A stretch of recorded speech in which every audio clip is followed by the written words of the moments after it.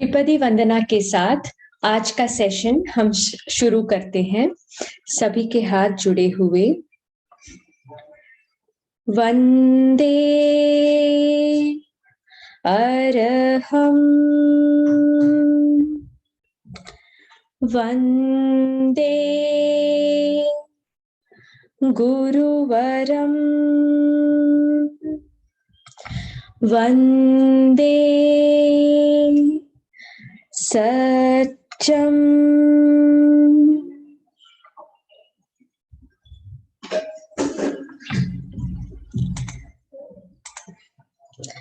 आदरणीय मोदी जी सर, और आज के इस ऑनलाइन सत्र में हमारे साथ जुड़े हुए सभी प्रेक्षा प्रशिक्षकों और प्रेक्षा साधकों को सादर जय जिनेंद्र। आज के सेशन की हम शुरुआत करें।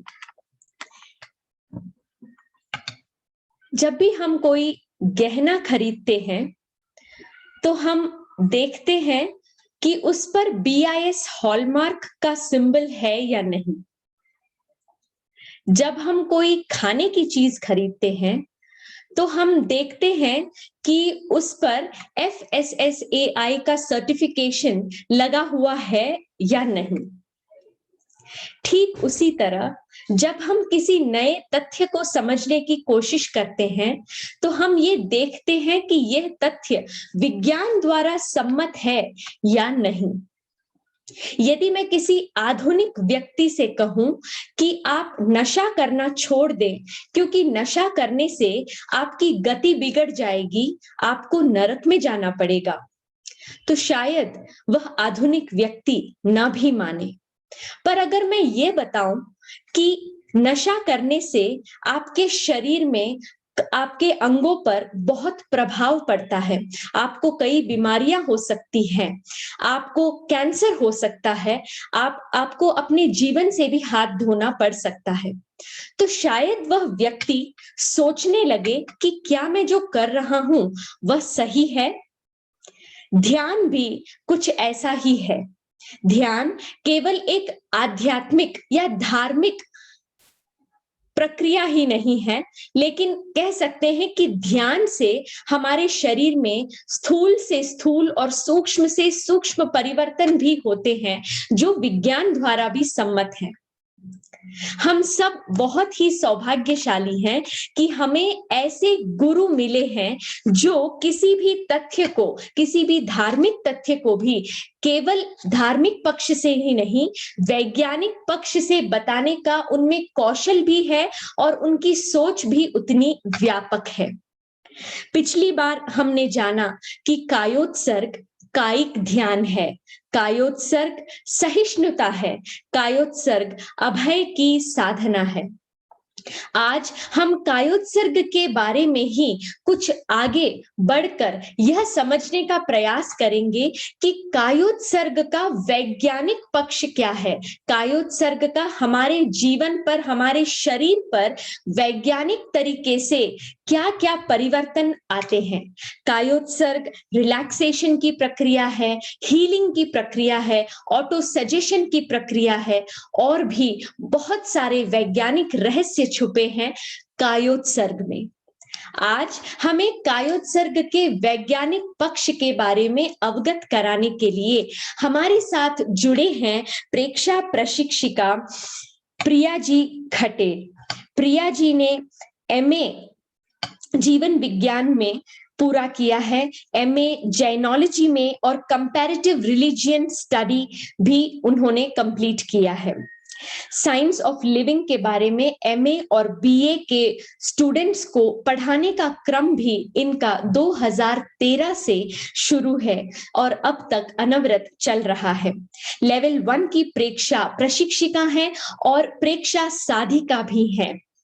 मृदुभाषी प्रेक्षा प्रशिक्षिका प्रिया जी खटेर का स्वागत करती हूं।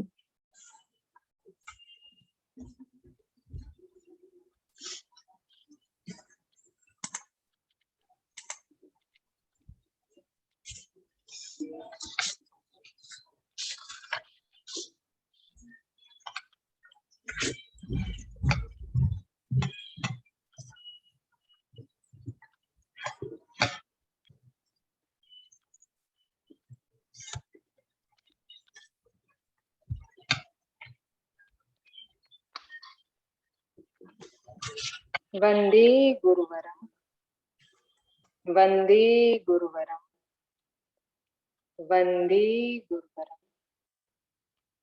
इस जूम मीटिंग में उपस्थित सभी को मेरा सादर जय जिनेन्द्र।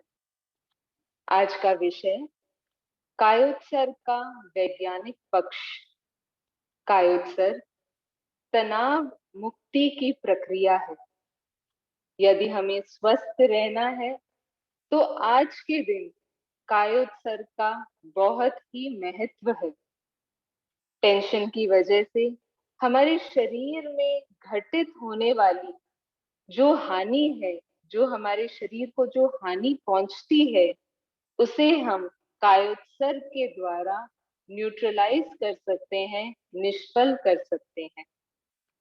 कायोत्सर्ग को समझने के लिए सबसे पहले हमें ये समझना आवश्यक है कि तनाव क्या है। तनाव को हम दो संदर्भ में समझ सकते हैं।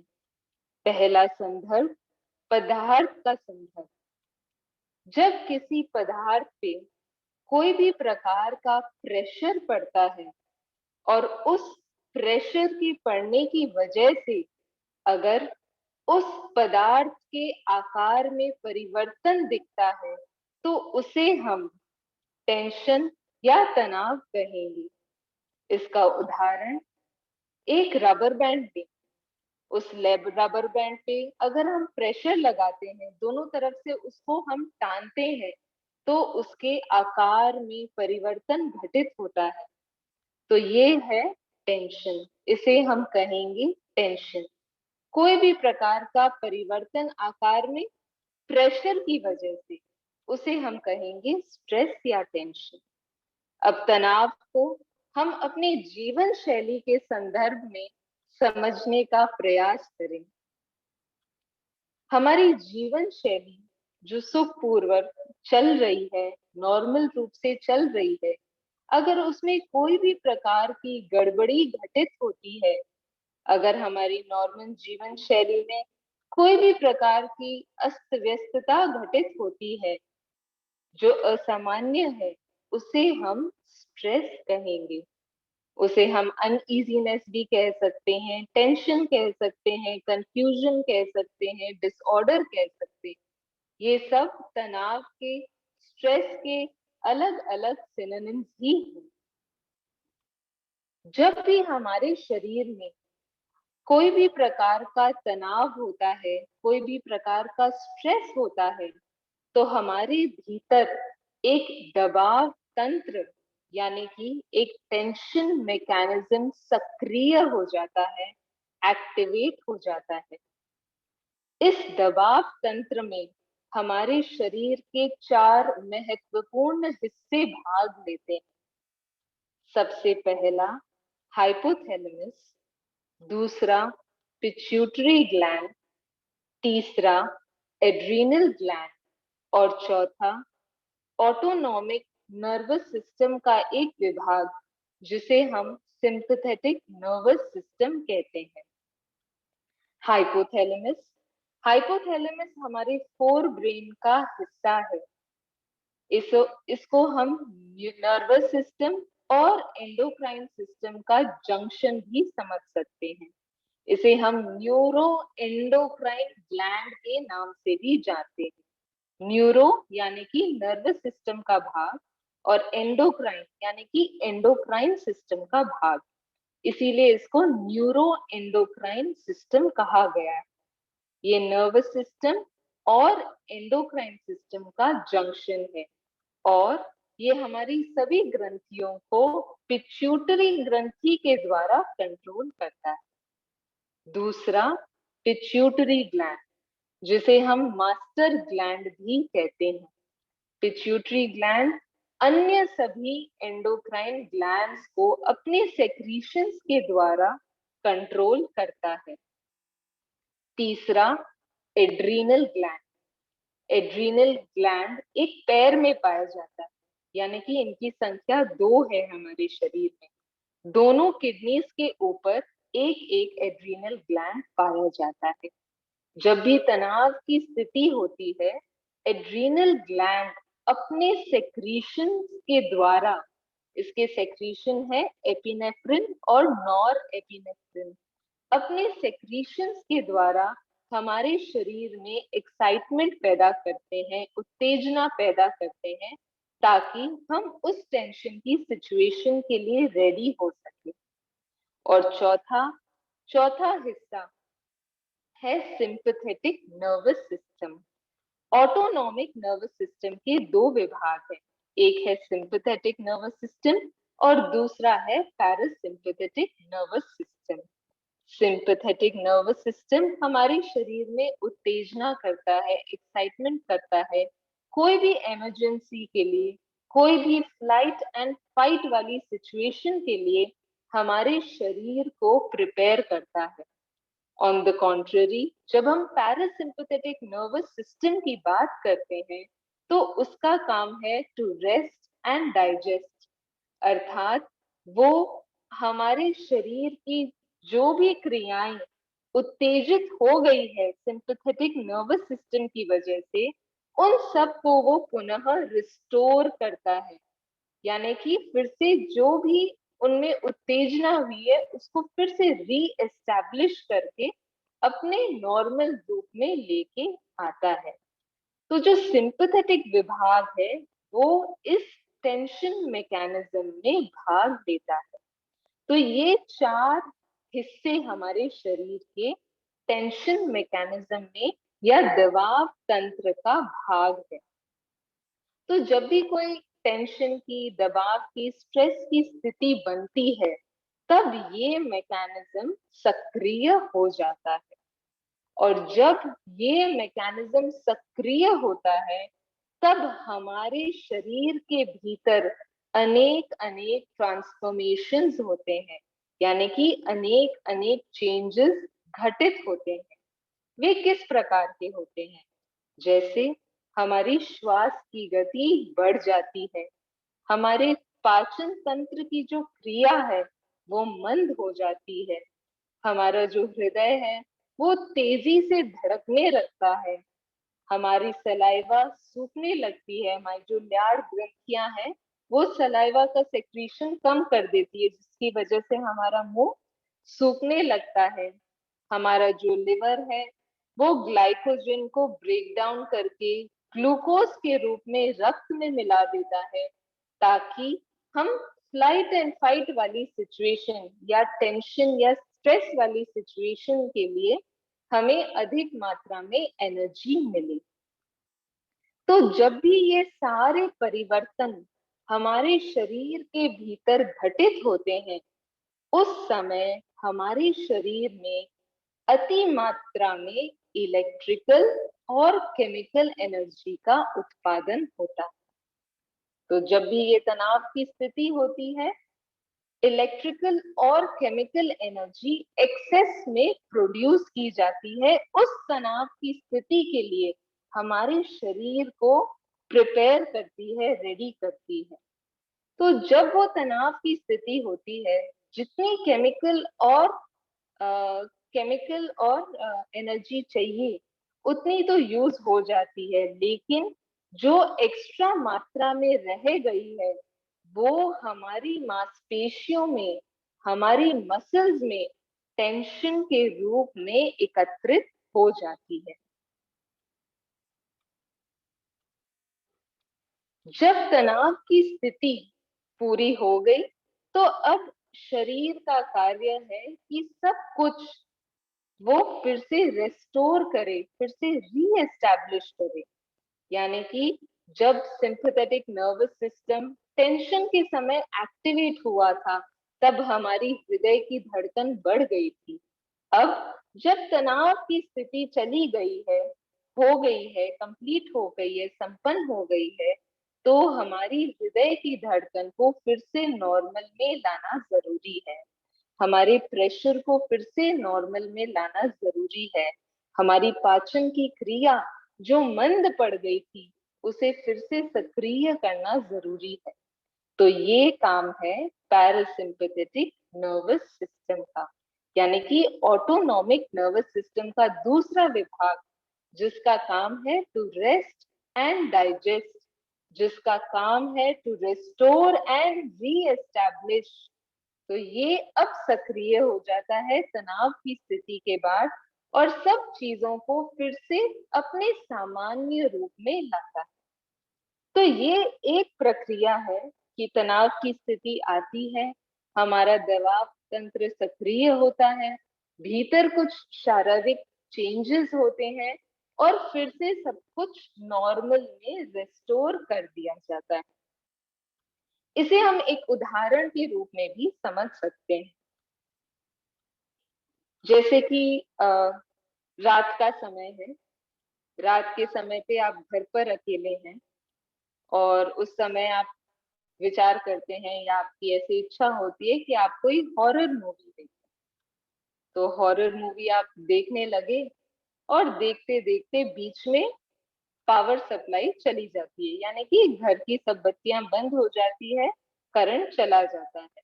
तो उस समय क्या होता है, एक टेंशन की स्थिति हमारे अंदर उत्पन्न होती है।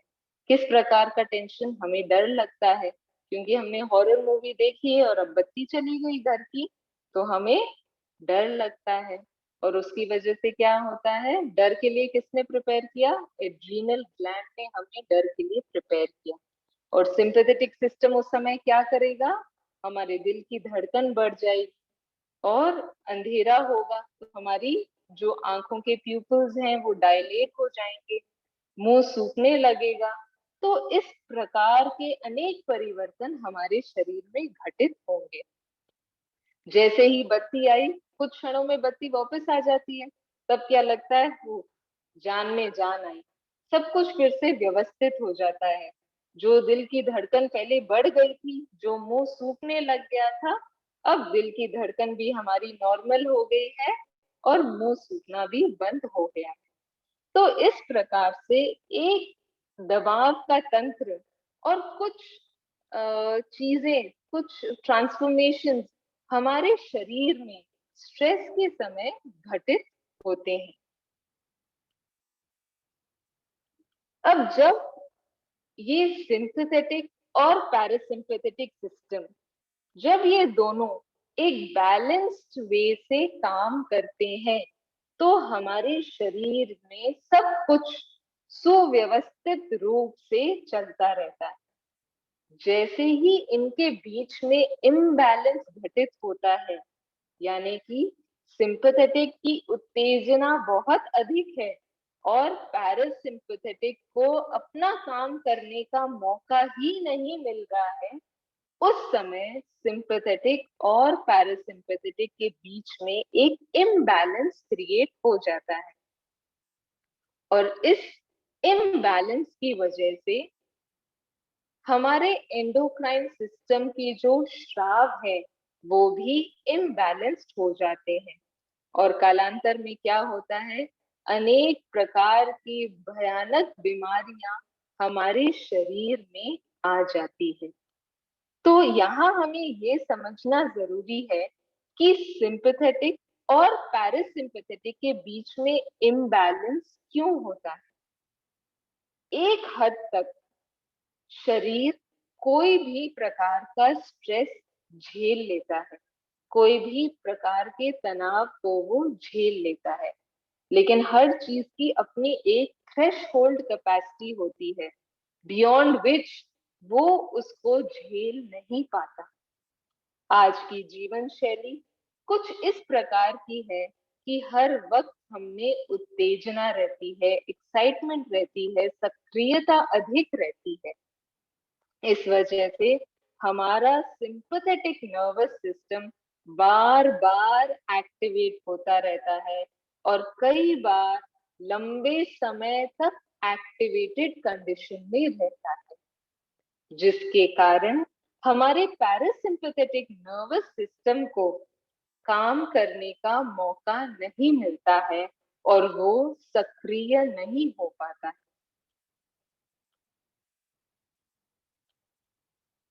तो इस स्ट्रेस का क्या कारण है, इस प्रकार के अबनॉर्मल स्ट्रेस का क्या कारण है? तो यहाँ पे दो कारण बताए हैं। पहला कि अचानक कोई इंसिडेंट हमारे जीवन में यदि घटित होता है तो, और दूसरा कि हमारे लाइफ में कोई प्रकार की ट्रांसफॉर्मेशन होती है। उदाहरण जैसे बच्चे बचपन से पले बड़े माँ बाप के पास रहते हैं, अचानक 10th स्टैंडर्ड में 12th स्टैंडर्ड में वो डिसाइड करते हैं कि अब मुझे पढ़ने के लिए कहीं और जाना होगा, तो उनके लिए एनवायरनमेंट चेंज हो जाता है। एग्जाम्पल, एक लड़की की शादी होती है, तो बचपन से वो जिस घर में पली बड़ी है और अब वो दूसरे घर में चली जाती है, तो पूरा वातावरण चेंज हो जाता है। कभी किसी का एक्सीडेंट हो जाता है, एक्सीडेंट की वजह से कोई शरीर का मुख्य अंग काम करना बंद कर देता है, तो उस वजह से भी एक लॉन्ग टर्म स्ट्रेस जेनरेट हो सकता है।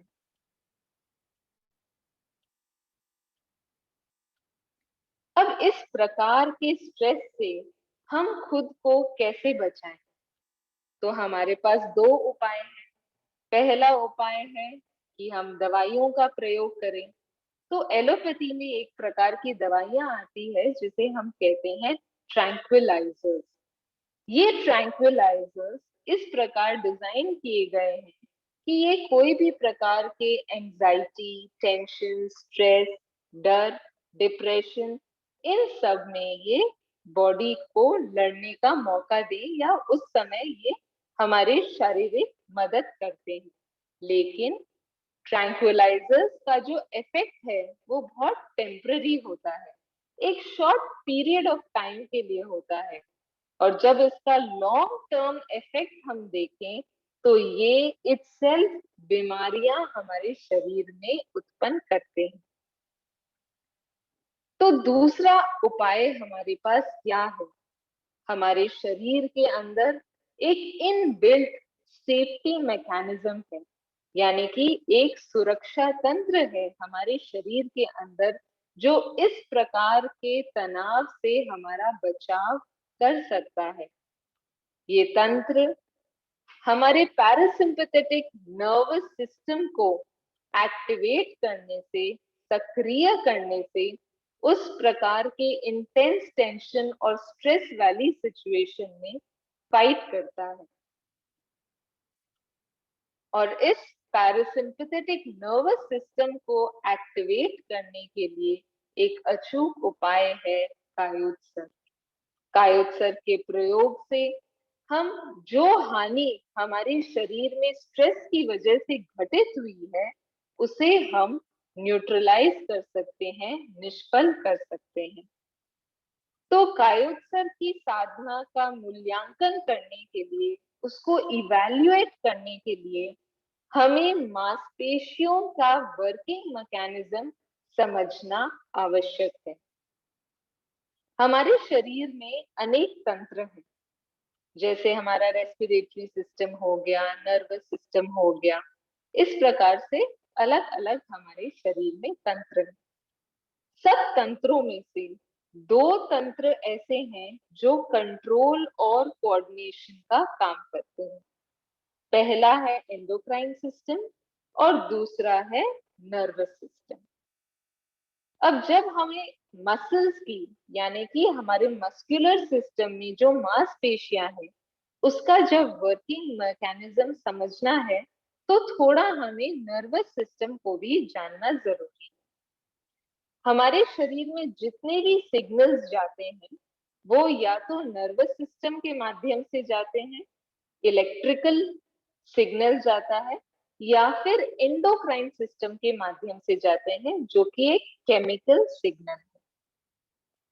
अब कोई भी मसल को अगर एक्टिवेट करना है, सक्रिय करना है, मसल का काम है कॉन्ट्रैक्ट करना, यानी कि मूवमेंट करना, और वो मूवमेंट कैसे करता है? कॉन्ट्रैक्शन के माध्यम से करता है। कोई भी मसल कब कॉन्ट्रैक्ट करेगा? जब उसे नर्वस सिस्टम, हमारे ब्रेन और स्पाइनल कॉर्ड से सिग्नल आएगा, मैसेज आएगा कि कॉन्ट्रैक्ट करो, सक्रिय हो। तो जब भी कोई मसल कॉन्ट्रैक्ट होता है, सबसे पहले एक इलेक्ट्रिकल सिग्नल आता है मसल तक फ्रॉम द नर्वस सिस्टम कि अब आपको सक्रिय होना है। दूसरा, जैसे ही सिग्नल आता है, एक प्रकार का केमिकल नोन एज एसिटोकोलिन वो मसल में सेक्रीट कर दिया जाता है। तो ये हो गया केमिकल सिग्नल। दो प्रकार की सिग्नल्स हो गए, एक हो गया इलेक्ट्रिकल सिग्नल, एक हो गया केमिकल सिग्नल। और ये दो प्रकार की एनर्जीज बनाएगा, एक इलेक्ट्रिकल एनर्जी बनाएगा और एक केमिकल एनर्जी बनाएगा। तो इसको हम अगर उदाहरण के रूप में समझें, तो जो नर्व सिग्नल इलेक्ट्रिकल सिग्नल ला रहा है, उसे हम एक इलेक्ट्रिक तार के रूप में उसकी हम कल्पना करें। और जो हमारा मसल है वो हो गया इलेक्ट्रोमैग्नेट। तो जैसे ही इलेक्ट्रिक वायर से इलेक्ट्रिक सिग्नल आता है, ये इलेक्ट्रोमैग्नेट सक्रिय हो जाते हैं। हमारे डे टू डे लाइफ में हम तीन प्रकार की स्टेट से रेगुलरली गुजरते हैं। एक हो गई नींद की स्टेट, एक हो गई आराम की स्टेट और एक हो गई क्रिया की state, sleep, rest and activity. तो इन तीनों में ही इलेक्ट्रिकल सिग्नल और केमिकल सिग्नल, उनकी जो इंटेंसिटी है वो वेरी होती है।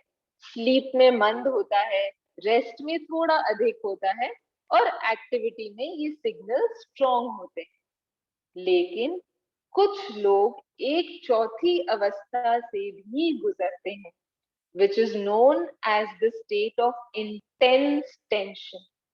इंटेंस स्टेट, इंटेंस स्ट्रेस की स्टेट होती है। इस स्टेट में इलेक्ट्रिकल सिग्नल और केमिकल सिग्नल की इंटेंसिटी बहुत हाई हो जाती है, जिसकी वजह से हमारे मसल्स में ओवर मैग्नेटाइजेशन हो जाता है। ओवर मैग्नेटाइजेशन की वजह से बहुत अधिक मात्रा में नर्वस एनर्जी और मस्कुलर एनर्जी वेस्ट हो जाती है। और ओवर मैग्नेटाइजेशन की वजह से कई बार हमारी मसल कॉन्ट्रैक्टेड स्टेट में ही रह जाती है। एक्चुअली मसल को कैसे रहना चाहिए? जब उसका क्रिया करने का समय है तब उसे कॉन्ट्रैक्टेड स्टेट में रहना चाहिए। जैसे ही क्रिया संपन्न हो जाती है, उसे रिलैक्स्ड स्टेट में आ जाना चाहिए। तो इस प्रकार का जो क्रम है कॉन्ट्रैक्शन और रिलैक्सेशन का, जब हमारे शरीर में नॉर्मल रिदम चलती है तो ये ऑल्टरनेटिवली इस तरह से काम करता रहता है। लेकिन जब इंटेंस टेंशन की स्टेट आ जाती है, जब हमारे मसल्स में ओवर मैग्नेटाइजेशन हो जाता है, तब हमारी मसल्स लंबे समय तक कॉन्ट्रैक्टेड स्टेट में ही रह जाती है।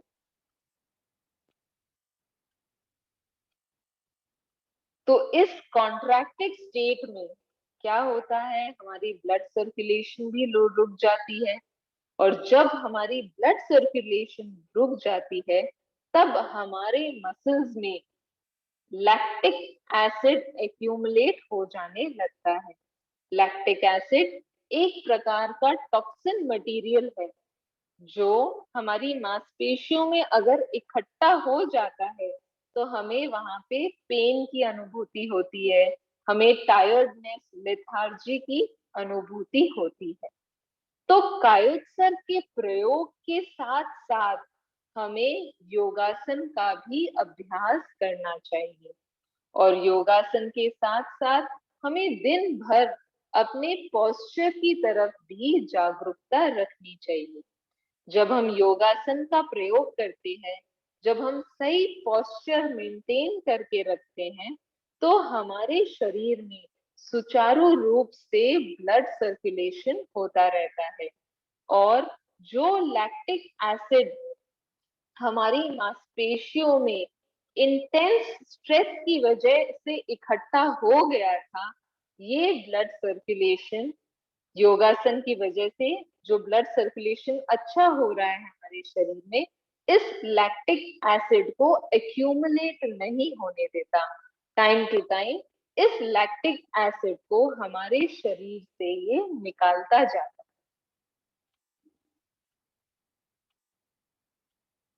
कायोत्सर्ग का एक प्रयोग और है, वो है कंठ का कायोत्सर्ग। कंठ का कायोत्सर्ग यानी कि हमारी जो वोकल कॉर्ड्स है, जहां से साउंड प्रोड्यूस होती है, उसका कायोत्सर्ग करना। वहां का कायोत्सर्ग करना क्यों जरूरी है? हमारे मस्कुलर सिस्टम में हमारे जो मांसपेशियां हैं, हमारी जो मसल्स है, उनकी एक एक प्रकार का रूल है, एक प्रकार का रूल है कि नर्वस एनर्जी, चाहे बड़े मसल को एक्टिवेट करना हो या छोटे मसल को एक्टिवेट करना हो, एक प्रकार नर्वस एनर्जी लगती है, irrespective of the size of the muscle. यानी कि अगर मसल की साइज बड़ी है, जैसे हमारे हाथों की, पैरों की मसल्स बहुत बड़ी बड़ी होती है, लेकिन जस्ट बिकॉज मसल बड़ी है, उसका अर्थ ये नहीं है कि उसमें नर्वस एनर्जी ज्यादा चाहिए। छोटी मसल को एक्टिवेट होने के लिए भी उतनी ही एनर्जी चाहिए, और बड़ी मसल को एक्टिवेट होने के लिए भी उतनी ही एनर्जी चाहिए। लेकिन कोई कार्य को करने के लिए कितनी मसल्स चाहिए, वो अधिक इम्पोर्टेंट है। जितनी ज्यादा मसल्स इन्वॉल्व होती है, उतनी ज्यादा हमारी नर्वस एनर्जी उसमें खर्च होती है। तो कंठ का कायोत्सर्ग, कंठ का कायोत्सर्ग क्यों इम्पोर्टेंट है? जब कोई व्यक्ति बोलता है, जब बोलने की हम क्रिया करते हैं, तो उसमें लगभग 100 मसल्स इन्वॉल्व होती है। हमारी चेहरे की, लिप्स की, नाक की, गर्दन, गले, इस पूरे भाग की मसल्स, और ब्रेन का भी पूरा इन्वॉल्वमेंट होता है। क्योंकि जब हम बोलते हैं, हम पहले सोचते हैं कि हमें क्या बोलना है, हम एक सेंटेंस फॉर्मेशन करते हैं, हम शब्दों को बराबर से अरेंज करते हैं। तो जब हम, कोई भी व्यक्ति जब बोलता है, तो लगभग उसके 100 मसल्स उसमें इन्वॉल्व होते हैं। तो आप ऐसा समझ सकते हैं कि जो लेबर होता है और जो वक्ता होता है, इन दोनों में वक्ता की ज्यादा मसल्स यूज होती है। बोलने की जो क्रिया है, उसमें सबसे अधिक मसल्स यूज होती है। तो जब हम कंठ का कायोत्सर्ग, जब कभी भी हम कंठ के कायोत्सर्ग का प्रयोग करते हैं, तो हमारी जो बोलने से जितनी मसल्स अटैच्ड है, वो सब की सब एक बार शिथिल हो जाती है। अब केवल बोलना, वो हो गया फिजिकल बोलना। हमें मेंटल रूप से भी अपनी क्रिया को स्थगित करना जरूरी है। जब हम मौन की बात करते हैं, मौन का अर्थ है कि फिजिकली तो हमें बोलना ही नहीं है, लेकिन उसके साथ साथ हमें कोई भी प्रकार का विचार भी अपने मन में नहीं लाना है। तो फिजिकल साइलेंस भी रखनी है हमें, और मेंटल साइलेंस भी रखनी है। तो जब हम फिजिकल और मेंटल दोनों लेवल्स पे जब हम साइलेंस का प्रयोग करते हैं, तब हम उसे कंठ की शिथिलता या कंठ का साइलेंस बोल सकते हैं। तो कंठ के कायोत्सर्ग से हम अपने फिजिकल और मेंटल स्पीच दोनों को शिथिल कर सकते हैं। वहां उससे कनेक्टेड जितनी भी हमारी मोटर न्यूरॉन्स है, उन सब को हम शिथिल कर सकते हैं। तो कंक्लूजन यही है कि कायोत्सर्ग एक बहुत सुंदर नेचुरल प्रोसेस है, जो हमें तनाव से मुक्ति दिलाता है। तो आपके समक्ष मैंने एक छोटा सा प्रयास किया वैज्ञानिक स्वरूप रखने का। Thank you. ओम अरहम।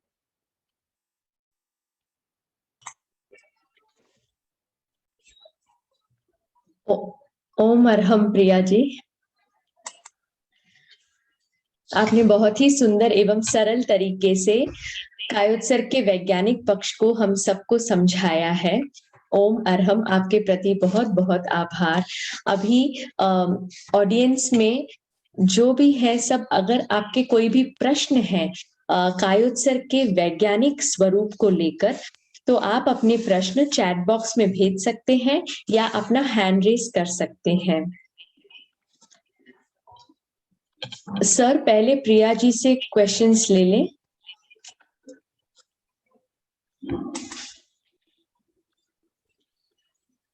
पहले ऑडियंस में के क्वेश्चंस ले लीजिए, प्रिया जी आंसर दे देंगे फिर मैं। Okay sir. चंदा जी दुग्गड़ का हैंड रेस है। चंदा जी दुग्गड़, आप अपने आप को अनम्यूट करके क्वेश्चन पूछ सकते। ओम अरहम, जय जिनेंद्र। आवाज आ रही है मेरी अभिलाषा जी? जी हाँ। मेरा क्वेश्चन ये है कि जैसे अभी हमने सुना कि डर की वजह से, भय की वजह से जो हमारा ये सिस्टम एक्टिवेट हो जाता है, सिंपैथेटिक सिस्टम, तो कभी हम देखते हैं कि खुशी की वजह से भी काफी लोगों को अटैक आ जाता है। तो जो खुशी में वो जो तनाव होता है वो क्यों होता है? तब हमारे कौन से हार्मोन्स एक्टिवेट हो जाते हैं कि पर्सन को अटैक आ जाता है?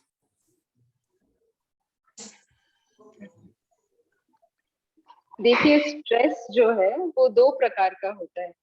एक होता है यू स्ट्रेस और दूसरा होता है डी स्ट्रेस। तो यू स्ट्रेस जो है वो एक पॉजिटिव स्ट्रेस होता है, यानी कि जब जब कभी भी यू स्ट्रेस की जो स्थिति आती है उसका जो रिजल्ट होता है वो पॉजिटिव होता है। और दूसरा होता है डी स्ट्रेस। डी स्ट्रेस का जो रिजल्ट होता है वो हमेशा नेगेटिव होता है। तो जैसे अभी आपने हर्ष की, खुशी की बात कही, तो चाहे खुशी हो, एक्सेस खुशी हो, डर हो, कुछ भी हो, वो सेम तनाव का तंत्र ही सक्रिय होता है।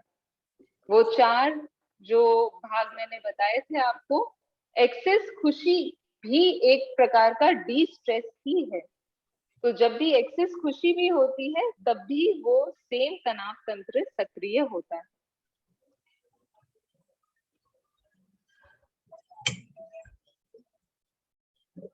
Thank you Priya ji. Next Sangeeta ji Hingad अपना प्रश्न पूछना चाहते हैं। ओम अरहम, प्रिया जी ने जिससे बताया था कंठ कायसर के लिए, तो जो अगर नहीं बोलते हैं तो क्या उन्हें हमें कंठ का कायसर नहीं करवाना चाहिए क्या? एक बार फिर से बताइए अपना प्रश्न। जो नहीं बोलते हैं? हाँ, मतलब कुछ व्यक्ति ऐसे नहीं बोल पाते हैं, या कुछ एज वाले व्यक्ति भी ऐसे होते कि कुछ एज के बाद वो बोलना बंद करते, समझ सब सकते हैं बट वो बोलते नहीं हैं। और कुछ यंग जनरेशन भी होती है जो नहीं बोल पाती है, तो क्या हमें उन्हें कंठ का कायसर करवाना चाहिए या नहीं करवाना चाहिए? देखिए, मैंने आपको जैसे पहले बताया था कि जो कंठ का कायसर्ग है उसके दो भाग हैं। एक तो है फिजिकल, यानी कि जो जैसे हम वोकली बोलते हैं, वर्बली बोलते हैं, ये हो गया उसका फिजिकल पार्ट। और दूसरा है मेंटल पार्ट, यानी कि हमारे विचारों के स्तर पे जो हो रहा है वो।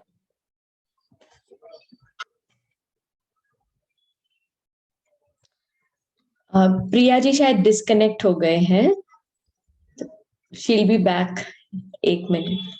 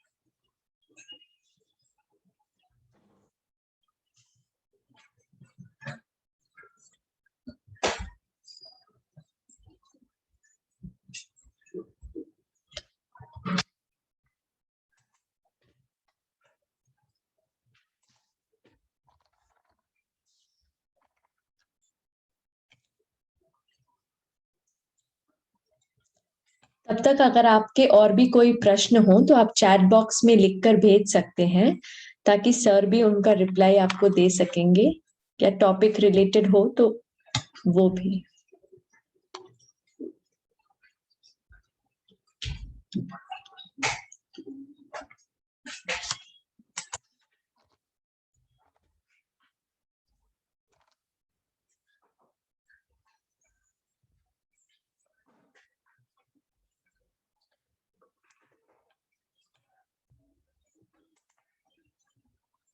सर शायद उनको जुड़ने में दिक्कत हो रही है। नहीं, आ गए। ओके।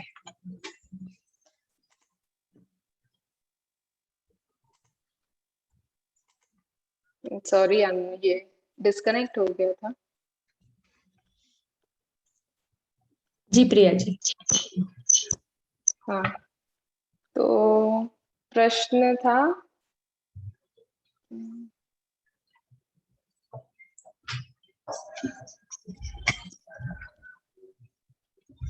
हाँ कि कंठ का कायोत्सर्ग, जो व्यक्ति नहीं बोलते उनको कंठ का कायोत्सर्ग करना चाहिए या नहीं करना चाहिए।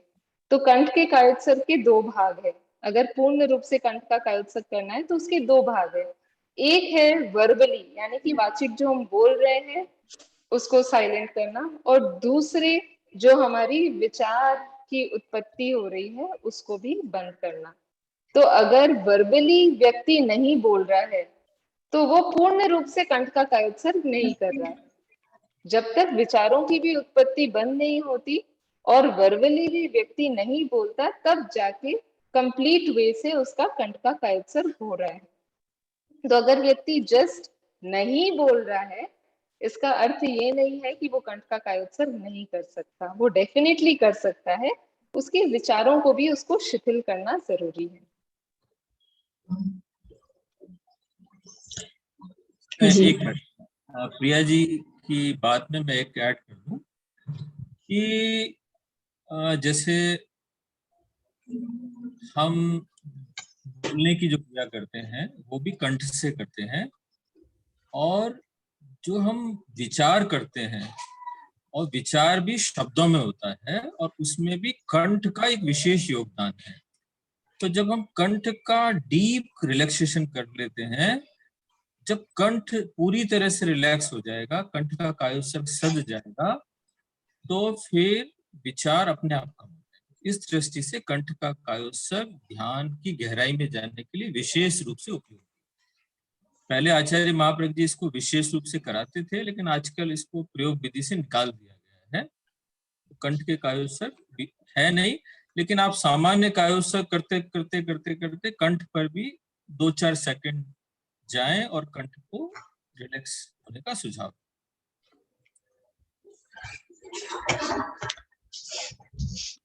सर एक चीज और ध्यान में आई है मेरे, जैसे चित्त और मन करके एक किताब है आचार्य श्री महाप्रज्ञ जी की, तो उसमें उन्होंने ये भी लिखा है कि जो हमारे सपने हैं, सपनों का भी उत्पत्ति स्थल हमारा कंठ ही है।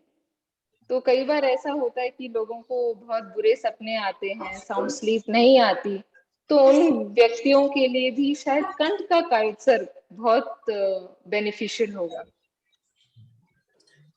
इसमें आपकी बात ठीक है, वही बात आ गई इसमें। जो भी विचार आ रहे हैं, विचार शब्दों के रूप में आते हैं, तो उनकी उत्पत्ति में भी कंठ का योगदान है। तो सपने कंठ से उत्पन्न होते हैं, शायद ऐसा तो मैं शायद नहीं मान पाऊंगा कि कंठ से ही उत्पन्न होते हैं, लेकिन कंठ का योगदान है उसमें। एक्चुअल में जैसे भय की स्थिति में छोटे श्वास का योगदान, छोटा श्वास होगा तो भय शरीर पर उतरेगा, छोटा श्वास होगा तो क्रोध उतरेगा। मतलब बहुत सारी चीजों का एक कॉम्बिनेशन होता है, तब एक विशेष स्थिति होती है। ऐसे ही सपने में भी होता है, तो उसमें भी कंठ का योगदान है। और जब कंठ रिलैक्स्ड है तो सपने भी कम आए, क्योंकि विचार की उत्पत्ति ही हो नहीं पा रही है, तो सपने भी कम आए।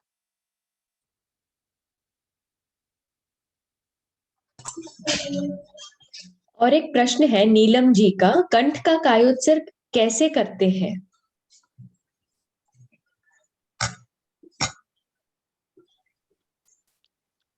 कंठ के कायोत्सर्ग में हमें अपने वोकल कॉर्ड्स को शिथिल करना होता है। तो जैसे कि कायोत्सर्ग की प्रक्रिया है, तो उसमें जब हम 4 चरण का प्रेक्षा ध्यान करते हैं, जो फर्स्ट चरण है कायोत्सर्ग, उसमें पहले हम पूरे शरीर को शिथिल कर लेते हैं, पैर के अंगूठे से लेके सिर तक, और उसके बाद हम कंठ का कायोत्सर्ग करते हैं, जिसमें हम अपना कंसंट्रेशन अपने वोकल कॉर्ड्स पे रखते हैं, और श्वास की गति को डेफिनेटली मंद करना बहुत जरूरी है। बिकॉज श्वास, जब हम श्वास प्रश्वास करते हैं, एकदम मंद भी अगर होगी हमारी श्वास, उससे भी हमारे वोकल कॉर्ड्स में बहुत वाइब्रेशन होती है। तो पहला है कंसंट्रेशन को यहाँ रखना है वोकल कॉर्ड्स पे। और जैसे अगर हमको नहीं पता चलता कि एग्जैक्टली हमारा कंठ कहाँ है, हम उसको लोकेट नहीं कर पा रहे, तो एक बार अगर हम अपने सलाइवा को स्वॉलो करें, तो यहाँ पे जो एक वेव लाइक चीज आती है, वो एग्जैक्टली हमारी कंठ का स्थल है। तो वहां पे कंसंट्रेट करना है और श्वास की गति को मंद करना है और शिथिलता का हमें सुझाव देना है। प्रिया जी, और एक क्वेश्चन है सुधा जी जैन का। Is there any pattern in which sympathetic and parasympathetic nervous system work?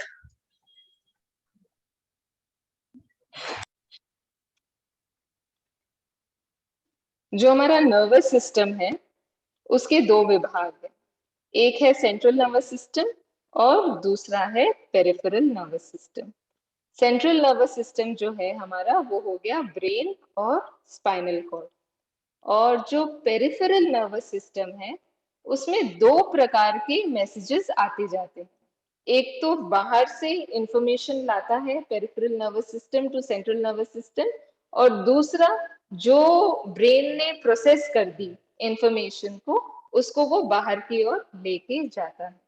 तो जो वो ला रहा है इंफॉर्मेशन, उसको हम सेंसरी इंफॉर्मेशन कहते हैं। जो वो लेके जा रहा है इंफॉर्मेशन, उसे हम मोटर इंफॉर्मेशन कहते हैं। अब जो सेंसरी इंफॉर्मेशन है और मोटर इंफॉर्मेशन है, इसके 2 फ्लेवर्स हैं, यानी कि 2 टाइप्स है। एक है कॉन्शियस इंफॉर्मेशन और एक है अनकॉन्शियस इंफॉर्मेशन। अब मैं आपको कॉन्शियस इंफॉर्मेशन का एक एग्जांपल देती हूँ कि हमने अपने स्किन से सेंस किया कि बाहर बहुत ठंड पड़ रही है, ठीक है। तो स्किन के जो रिसेप्टर्स है, सेंसरी इंफॉर्मेशन ब्रेन तक जाएगी कि ठंड है। अब क्या करेगा ब्रेन? उसको प्रोसेस करेगा कि बाहर एनवायरनमेंट बहुत ठंडा है, और वो एक मोटर सिग्नल, मोटर मैसेज भेजेगा कि गो गेट अप, अपने लिए एक शॉल ले आओ, पंखा बंद कर दो, या व्हाटएवर। वो उस रूप से एक इंफॉर्मेशन भेजेगा कि इस तरह से। तो ये हो गई एक कॉन्शियस इंफॉर्मेशन, हमको पूरी जानकारी है कि क्या हो रहा है। दूसरा जो फ्लेवर है वो है अनकॉन्शियस इंफॉर्मेशन, यानी कि हमने खाना खाया, हमारे पेट तक खाना, भोजन खाना जो है वो पेट तक पहुंच गया, तो पेट, हमारा जो स्टमक है, आमाशय है, वो एक सिग्नल भेजेगा ब्रेन को। क्या सिग्नल भेजेगा? कि भोजन आ गया है मेरे अंदर। ब्रेन उस इंफॉर्मेशन को प्रोसेस करेगा और फिर से एक सिग्नल भेजेगा। वो सिग्नल भेजेगा कि हाँ, अब HCl प्रोड्यूस करो, एंजाइम सेक्रीट करो, खाने को पचाओ। तो ये एक अनकॉन्शियस इंफॉर्मेशन है, वी आर नॉट अवेयर। वो इंफॉर्मेशन अपने आप जा रही है और अपने आप आ रही है। तो इसी प्रकार जो पेरिफेरल नर्वस सिस्टम है, उसके 2 फ्लेवर्स हैं, पहला सेंसरी, दूसरा मोटर। सेंसरी और मोटर में भी 2 फ्लेवर्स हैं, कॉन्शियस और अनकॉन्शियस।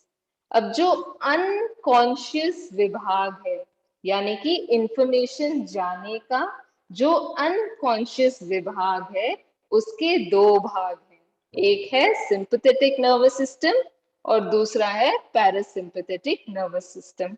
इन दोनों ही के काम एक दूसरे से विपरीत है। अगर एक पाचन की क्रिया को मंद करता है, तो दूसरा पाचन की क्रिया को सक्रिय करता है। एक अगर हृदय की गति को बढ़ाता है, तो दूसरा हृदय की गति को फिर से नॉर्मल करता है। तो इस प्रकार से सिचुएशन के अनुसार वो ऑटोमेटिकली एक्टिवेट हो जाते हैं। जब भी फाइट एंड फ्लाइट की सिचुएशन हुई, स्ट्रेस की, इमरजेंसी की सिचुएशन में उस समय सिंपैथेटिक एक्टिवेट हो जाता है, और जब भी ये सिचुएशन खत्म हो जाती है, संपन्न हो जाती है, उस समय पैरासिम्पैथेटिक सक्रिय होके अपना काम चालू कर देता है। तो इस प्रकार से जो परिस्थिति है उसके अनुरूप ये सिंपैथेटिक और पैरासिम्पैथेटिक अपना अपना काम करते हैं।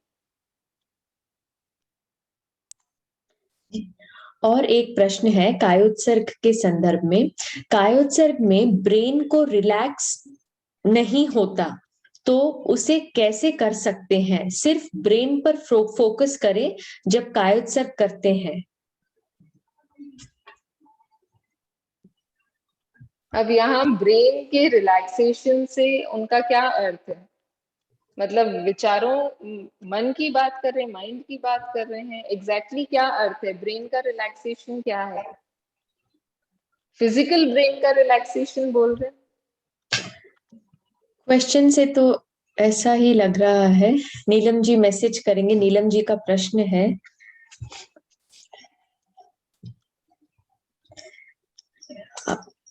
जी आप अनम्यूट कर सकते हैं नीलम। जय जिनेंद्र, मेरी आवाज आ रही है? हाँ, Yes. जय जिनेंद्र।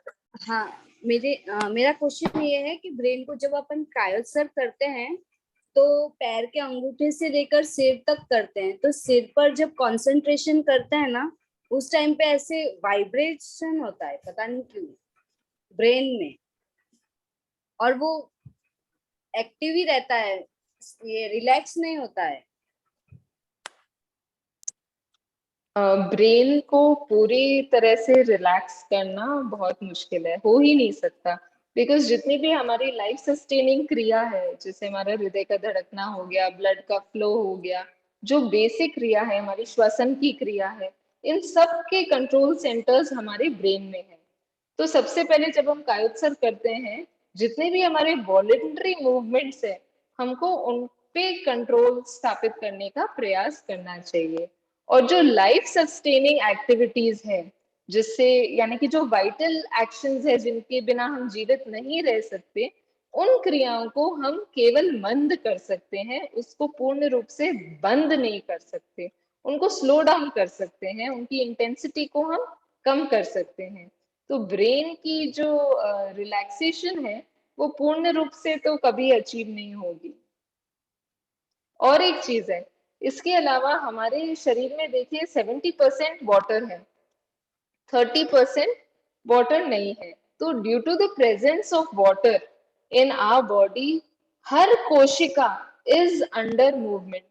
वो निरंतर, एकदम समझ लीजिए, सटल रूप में समझ लीजिए, उसमें मूवमेंट चल ही रहा है। तो पूर्ण रूप से उसको मतलब उसकी क्रिया को बंद करना इज इम्पॉसिबल। हर चीज को हम बंद कर सकते हैं। मे बी इसलिए आपको ऐसा अनुभव हो रहा होगा कि ब्रेन एक्टिव है, ब्रेन एक्टिव है। तो ब्रेन तो थोड़ा 1% ऑफ द ब्रेन तो वो सक्रिय रहेगा ही। मैं प्रिया जी की बात में थोड़ा ऐड कर दूं। नीलम जी, यदि आपका मतलब इस बात से है कि कायोत्सर्ग करने के बाद भी आपका सिर भारी रहता है, थोड़ा खिंचाव का महसूस होता है, कई लोगों को ऐसा होता है कि पूरी बॉडी में रिलैक्सेशन का अनुभव हो रहा है, शिथिलता का अनुभव हो रहा है, हल्केपन का अनुभव हो रहा है, लेकिन ब्रेन में नहीं हो पा रहा है। तो इसके लिए आप थोड़ा ब्रेन पर समय ज्यादा लगाइए। जो ऑटो सजेशन का जो समय है, आप ब्रेन पर ज्यादा लगाएंगे, ब्रेन के न्यूरॉन्स को बोलेंगे रिलैक्स रिलैक्स रिलैक्स, तो धीरे धीरे वो हल्के हो जाएंगे। ब्रेन में जो खिंचाव है, भारीपन है, वो दूर हो जाएगा। पहली बात। दूसरा, आपके फूड हैबिट से भी इसका संबंध है। यदि आप गैस्ट्रिक चीजें, एसिडिक चीजें ज्यादा लेते हैं, तो वो एसिड और गैस्ट्रिक दोनों मिलके वो ब्रेन की तरफ जाते हैं, उससे भी ब्रेन में प्रेशर आता है, भारीपन आता है। तो ऐसे फूड से भी बचना है। और कायोत्सर्ग करते समय ब्रेन के न्यूरॉन्स को शिथिलता का सुझाव थोड़ी ज्यादा समय तक दें आप, ताकि आप अपने ब्रेन को हल्का महसूस कर सकें। नेक्स्ट। नेक्स्ट लीजिए प्लीज। जी सर। कंठ के कायोत्सर कंठ का कायोत्सर कितने टाइम तक करें अगर थ्रोट प्रॉब्लम हो तो?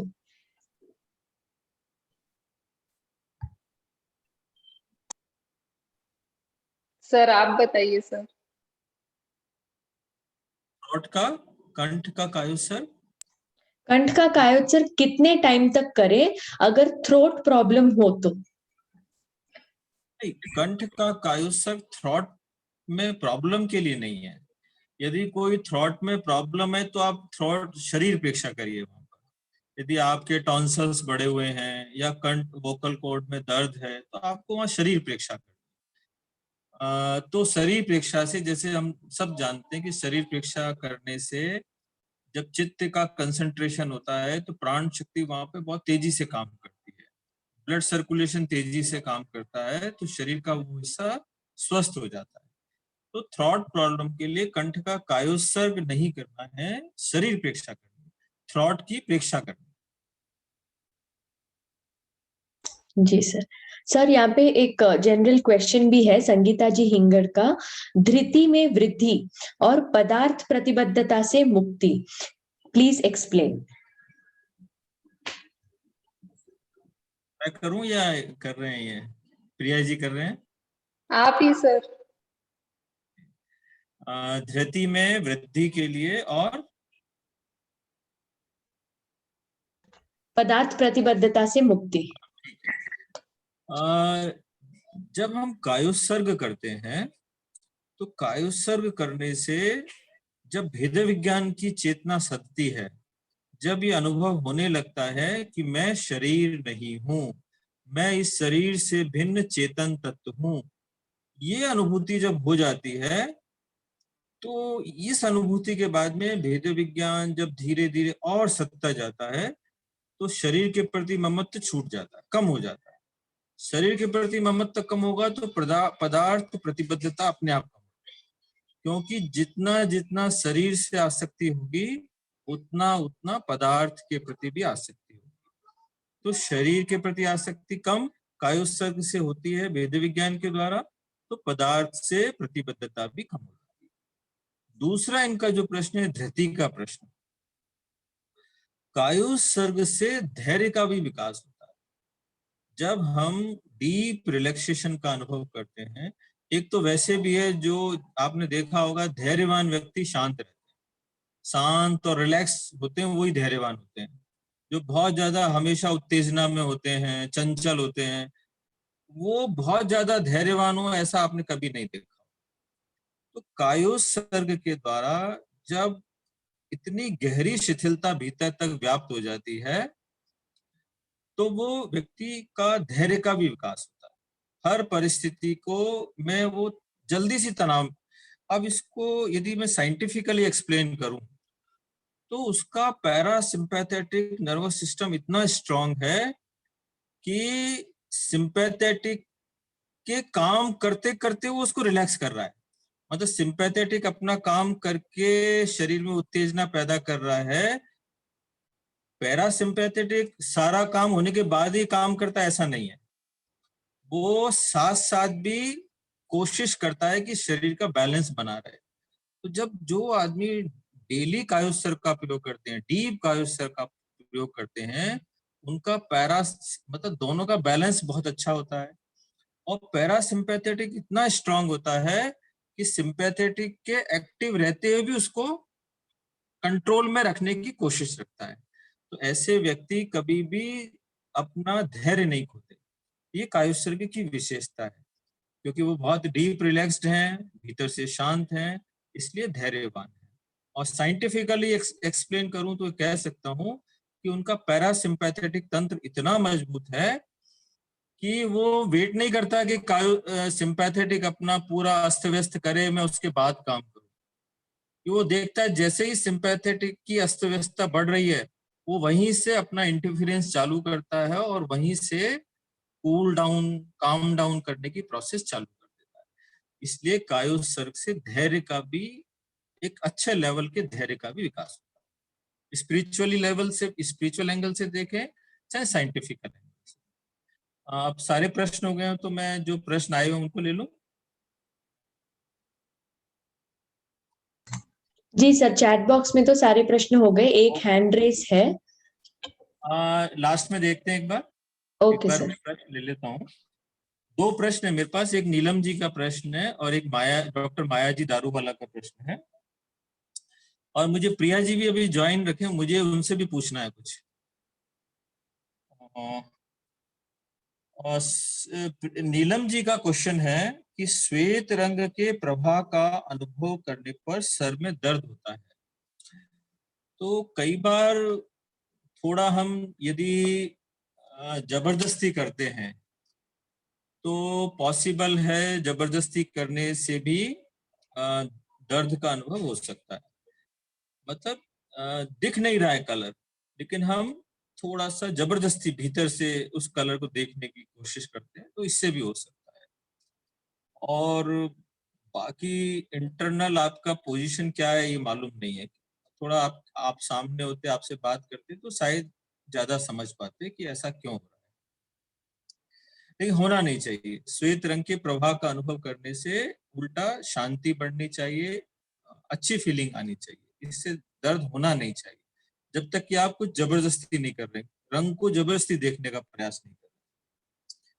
और दूसरा प्रश्न जो माया जी का है, मैं लास्ट में जो समय मिला तो नीलम जी को अनम्यूट कर देंगे, थोड़ा वो और अपनी बात को एक्सप्लेन कर देंगे। एक बार मैं माया जी के प्रश्न का उत्तर देता हूँ।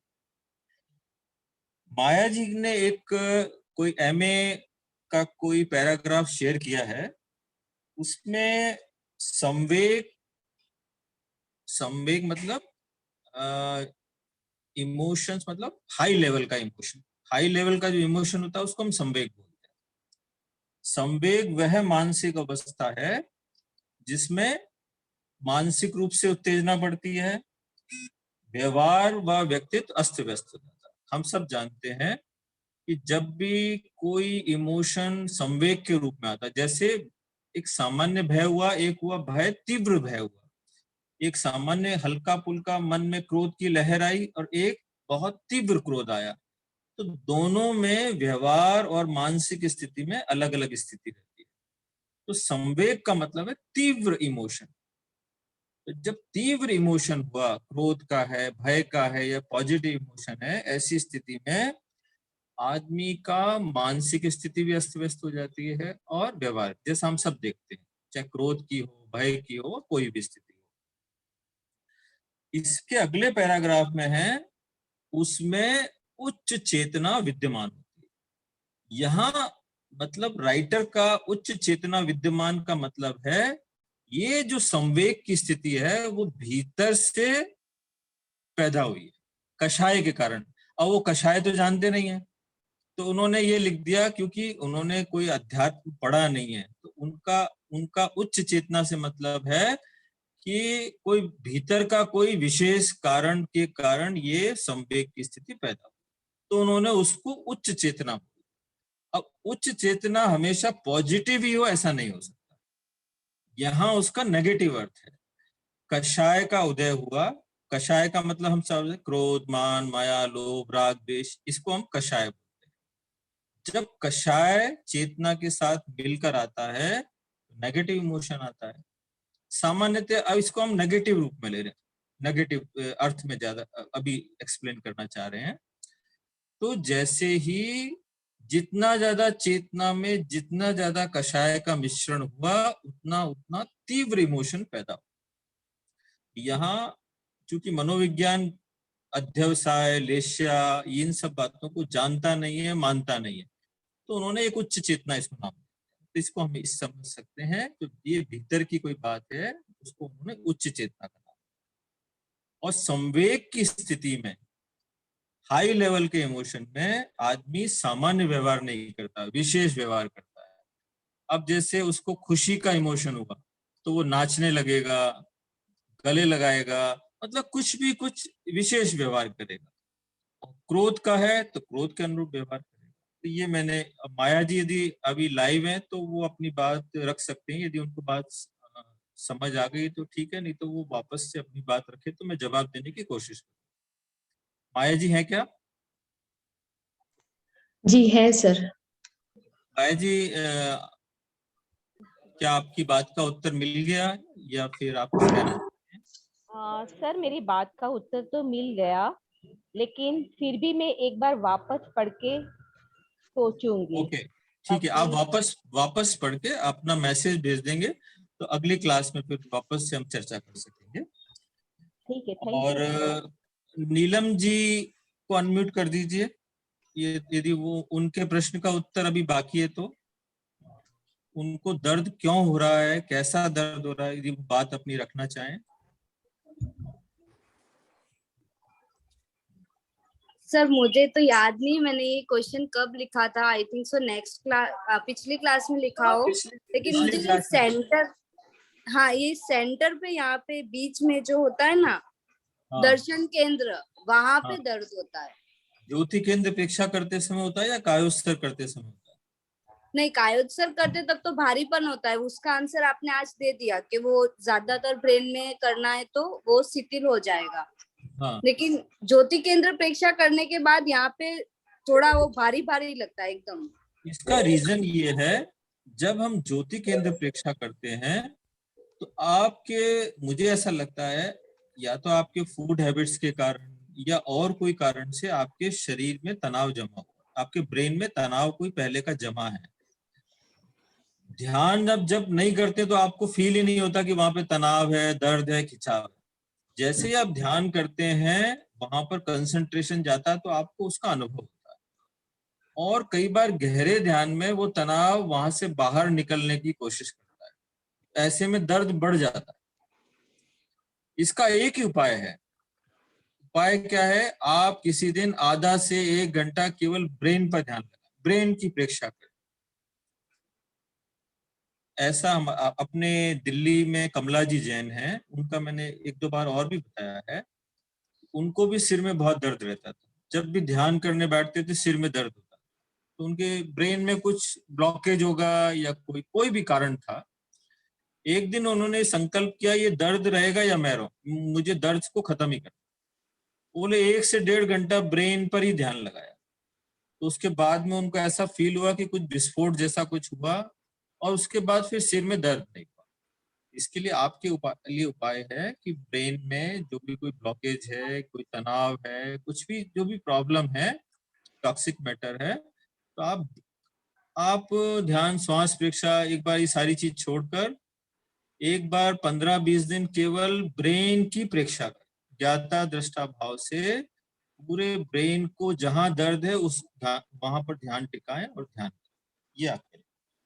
अब प्रिया जी से मेरा प्रश्न है। प्रिया थैंक जी यू। हैं? हाँ सर। प्रिया जी एक बताइए, आपने बोला कि बिजली जाने पर भय लगता है, बिजली जाने पर भय हाँ, लगता क्यों है?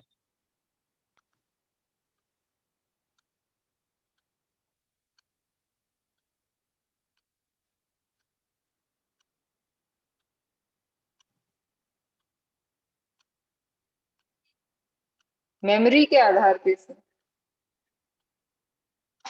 मतलब जैसे प्रीवियस कुछ इंस्टेंसेस ऐसे होते हैं जो रजिस्टर हो जाते हैं हमारे ब्रेन में, और जब वैसी परिस्थिति वापस हमारे सामने आती है तो फिर वही रजिस्टर्ड मैटर बाहर आता है। ठीक है आपका, कि बिजली जाने पर भय इसलिए लगता है क्योंकि बचपन से हमने देखा है कि जैसे ही बिजली जाती है तो आ, सब लोग डर का एक आवाज करते हैं, और डर का अनुभव, और पिछले जन्मों के संस्कार भी। ये आदमी अंधेरे से डर आज नहीं लग रहा है, हमेशा से लगता है मुझे कि पिछले जन्मों के संस्कार भी हैं। इस जन्म में भी उसने जब बचपन में देखा बड़ों को कि बिजली जाने पर आदमी को डर लगता है, तो जैसा वो लोगों को करते हुए देखता है वैसा उसके भीतर संस्कार पड़ जाता है, तो वो उसको भी वैसा ही होने लगता है। या तो वो स्वयं मुक्त हो जाए भय से, तो उसको बिजली जाने पर डर नहीं लगेगा, क्योंकि उसने संस्कार पर विजय प्राप्त कर, संस्कार से ऊपर चला गया। लेकिन सामान्यतः जो हमारे मेमोरी में है, जो हमने सामने घटित होते हुए देखा, या हमारे पूर्व जन्मों के संस्कार हैं, उस संस्कार के आधार पर वैसा रिएक्शन भीतर से होता है। Yes sir. दूसरा एक प्रश्न है प्रिया जी से, स्ट्रेस में सिंपैथेटिक एक्टिव हो जाता है।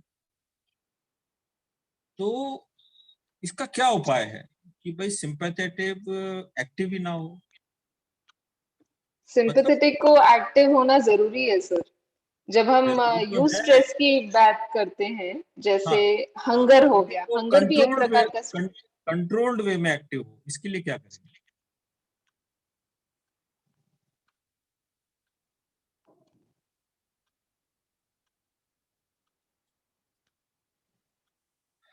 अभी मैंने इसका आंसर दिया था कि हमारे पैरासिम्पैथेटिक नर्वस सिस्टम की प्रणाली को, उस सिस्टम को इतना स्ट्रांग बना लें कि वो अपने ऊपर सिंपैथेटिक नर्वस सिस्टम को हावी ना हो। मतलब वो उस पर, मतलब इतना बैलेंस हो, दोनों का इतना बैलेंस हो।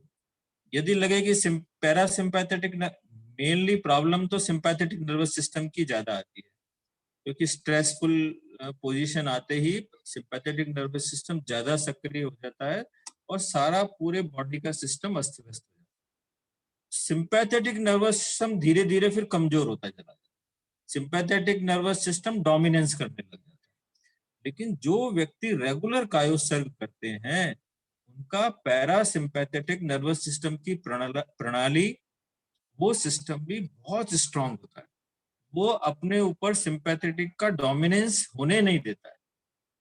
जैसे ही सिंपैथेटिक आउट ऑफ कंट्रोल जाता है, वो इंतजार नहीं करता ये सारा अस्त व्यस्त करे, मैं उसके बाद काम करूं। वो उसके साथ साथ ही उसको कंट्रोल में करने की कोशिश करता है। तो ये कायोस्टर की विशेषता है कि वो पैरासिम्पैथेटिक की प्रणाली को बहुत स्ट्रांग रखता है, और स्ट्रांग रखने के साथ एक विशेषता और करता है। पैरासिम्पैथेटिक प्रणाली का हम सब जानते हैं कि उससे एकदम आदमी आराम में रहता है, रिलैक्स रहता है। लेकिन जब कायोसर्ग की साधना करने वाले को जब कोई बहुत श्रम वाला काम भी करना है, कोई बड़ा काम भी करना है, तो ऐसा नहीं कि वो बड़ा काम कर नहीं पाएगा, क्योंकि उसने लॉजिकली पैरासिम्पैथेटिक नर्वस सिस्टम को स्ट्रांग किया। इस दृष्टि से पैरासिम्पैथेटिक की प्रणाली कायोसर्ग करने वाले की बहुत स्ट्रांग है। तो आज के और कोई प्रश्न है तो प्रश्न कर सकते हैं, नहीं तो फिर आज का सेशन हम संपन्न करें। Sir I have a doubt sir, मेरे एक प्रश्न है सर। जी जी, आप सर जैसा आपने कहा कि कंट्रोल्ड वे में सिंपैथेटिक को एक्टिव होना चाहिए सर, तो जब इमरजेंसी कोई की सिचुएशन होती है तब तो एक्सेस सेक्रेशन चाहिए होता है हार्मोन्स का, तब अगर कंट्रोल्ड वे में हाँ, होगा तो भीतर की विवेक चेत एक्चुअल में क्या है कि ये सारा खाली मतलब इसमें इमोशंस तो है ही। सबसे पहले भीतर सबसे पहले इमोशंस आते हैं, इमोशंस के आधार पर ही यह प्रणाली सक्रिय होती है, सिंपैथेटिक नर्वस। सबसे पहले तो कोई ना कोई उसके पास मैसेज जाएगा ना कि कोई इमोशंस पैदा हुआ है और हमें सिंपैथेटिक नर्वस सिस्टम को एक्टिवेट करना है। ये मैंने साइंस की भाषा में समझाया। यदि मैं इसको अध्यात्म की भाषा में समझाऊं तो विवेक चेतना हमारे जैसे ही संवेग की कोई स्थिति आती है, कोई तीव्र नेगेटिव हो इमोशंस की स्थिति आती है, तो विवेक चेतना उस समय हस्तक्षेप कर देती है। विवेक चेतना उस पर कंट्रोल वहीं पर लगा देती है, चेतना के स्तर पर, भाव के स्तर पर लगाती है। भाव के स्तर पर लगाने के बाद में फिर वो एंडोक्राइन ग्लैंड्स उसकी, उस व्यक्ति की जिसकी विवेक चेतना जागृत है, उस व्यक्ति की एंडोक्राइन ग्लैंड्स जो कंट्रोलिंग ग्लैंड्स है वो भी बहुत पावरफुल होती है। उस लेवल पर उसको वहां पर सिंपैथेटिक मतलब अति सक्रिय ना हो पाए। तो सिंपैथेटिक जब हमारी एंडोक्राइन ग्लैंड्स ने सीक्रेशन ही अकॉर्डिंगली नहीं किया तो सिंपैथेटिक ज्यादा सक्रिय हो ही नहीं पाएगा। उस लेवल पर भी एक ब्रेक लगता है। और उसके बाद में यदि वहां से भी थोड़ा बहुत बच के निकल के आ गया, इमोशन सीक्रेशन हो गया, तो फिर सिंपैथेटिक नर्वस सिस्टम भी उस पर अपना कंट्रोल, क्योंकि वो बहुत स्ट्रांग है, तो उसको एक सीमा तक ही, क्योंकि विवेक चेतना साथ में जागृत है। ऐसा नहीं जहां जरूरत है वहां, अब सामने शेर आया और भागने का समय कहता नहीं भाई तुम तो बैठे रहो, ऐसा नहीं होगा। जहां जरूरत है वहां पर पूरा सपोर्ट करेगा, विवेक चेतना सपोर्ट करेगी, सिंपैथेटिक प्रणाली सपोर्ट करेगी, क्योंकि भीतर की विवेक चेतना सक्रिय है। और जहां लगेगा क्रोध का इमोशन है, नेगेटिव इमोशन है, वहां पर वो अपना पावर दिखाएगी और कंट्रोल, हर लेवल पर कंट्रोल। Thank you sir. और कोई प्रश्न है या अभी हम गुरुदेव के प्रति? सर 2 हैंड रेस है सर, जैसे आप कहे। टाइम तो हो गया है, अगली बार लिख के भेज दें, वो क्वेश्चन अगली बार ले लेंगे तो जी सर। तो हम पूज्य गुरुदेव के प्रति कृतज्ञता ज्ञापित करेंगे। और अच्छा, एक बात और है, मैं भी अभी स्टूडेंट हूँ, देखिए मैं आप सबके साथ स्टूडेंट हूँ और मेरा स्वाध्याय बहुत कम हो पाता है, चूंकि मैं काम में व्यस्त ज्यादा रह पाता हूँ तो स्वाध्याय आदि कम होता है। फिर मेरी बात को से आप एग्री ना हो तो आप काउंटर क्वेश्चन करने के लिए स्वतंत्र हैं, आप कितना भी काउंटर क्वेश्चन करिए, क्योंकि आप भी सेटिस्फाई होने चाहिए और आपके काउंटर क्वेश्चन से मेरा भी ज्ञान बढ़ेगा। तो आगे से ध्यान रखें, जब तक आप सेटिस्फाई ना हो काउंटर क्वेश्चन कर सकते हैं, आप स्वतंत्र। आज की क्लास संपन्न करते हैं, पूज्य गुरुदेव के प्रति कृतज्ञता ज्ञापित करेंगे, सबके हाथ जुड़े हुए। कृतज्ञोस्मि, हम सब पूज्य गुरुदेव के प्रति आभारी हैं। कृतज्ञोस्मि, हम सब पूज्य गुरुदेव के प्रति आभारी हैं। कृतज्ञोस्मि, हम सब पूज्य गुरुदेव के प्रति आभारी हैं। कृतज्ञोस्मि सर, हम सब आपके प्रति भी आभारी हैं। ओम अरहम। आज का सेशन यहीं पर समाप्त होता है। Thank you.